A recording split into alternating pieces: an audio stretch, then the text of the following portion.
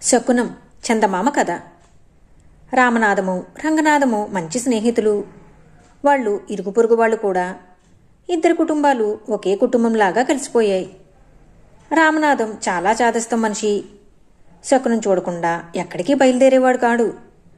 శకునం మంచిదైతే ఇబ్బంది లేదు, కానీ మంచి శకునం కాకపోతే అవసరమైన పని కూడా పాడు చేసుకుని గుమ్మం కదిలేవాడు కాడు. ఈ పద్ధతి రామనాథం భార్యకు నచ్చేది కాదు. శకునం మంచిదైనా చెడ్డదైనా జరగవలసింది జరగక మానదని ఆవిడకు గట్టి నమ్మకం. అందుచేత ఆమె తన భర్తను మార్చే ప్రయత్నం రంగనాథానికి అప్పచెప్పింది.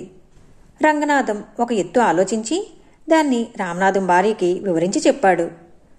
ఆ రాత్రి రామనాథానికి వడ్డన చేస్తూ అతని భార్య, రంగనాథం అన్నయ్య గారికి మీరు ఇవ్వాల్సిన 100 రూపాయలు ఇంతకు ముందే ఇచ్చేశానండి అన్నది మెల్లగా.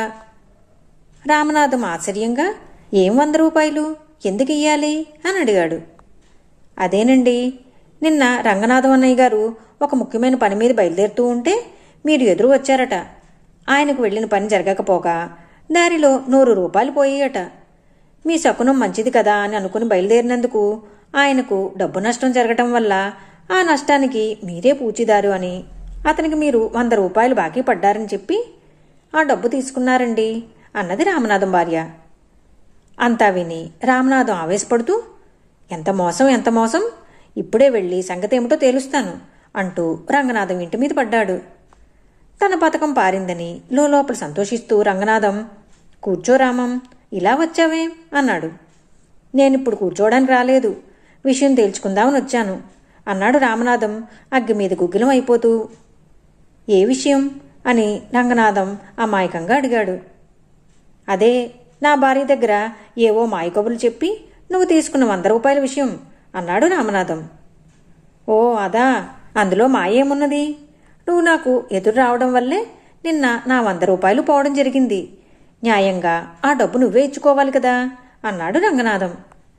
రామనాథం మరింత ఆవేశపడుతూ, ఏం న్యాయమయ్యా, నేను ఎదురు రావడానికి నీ డబ్బు పోవడానికి ఏమిటి సంబంధం? నీ అజాగ్రత్త వల్ల డబ్బు పోగొట్టుకుని మధ్యన నా శకునం అంటావా అన్నాడు. రామనాథం నవ్వుతూ, అయితే శకునాలంటూ పాటించరాదంటావా ఏమిటి? శకునానికి పని జరిగే తీరుకు సంబంధం లేదని ఒప్పుకుంటున్నావన్నమాట. నీ భార్య నాకు డబ్బు ఇనూ లేదు, నేను తీసుకుమనూ లేదు. నీ శకునాల పిచ్చి పోగొట్టడానికి ఈ ఎత్తు వేశాం అన్నాడు. అటు తరువాత రామనాథం ఎక్కడికైనా బయలుదేరబోతూ శకునం చూసే అలవాటు మానుకున్నాడు. ఈ కథ మీకు నచ్చినట్లయితే లైక్ చేయండి, షేర్ చేయండి. మరిన్ని మంచి కథల కోసం మా సంపత్ ఛానల్ సబ్స్క్రైబ్ చేసుకోండి.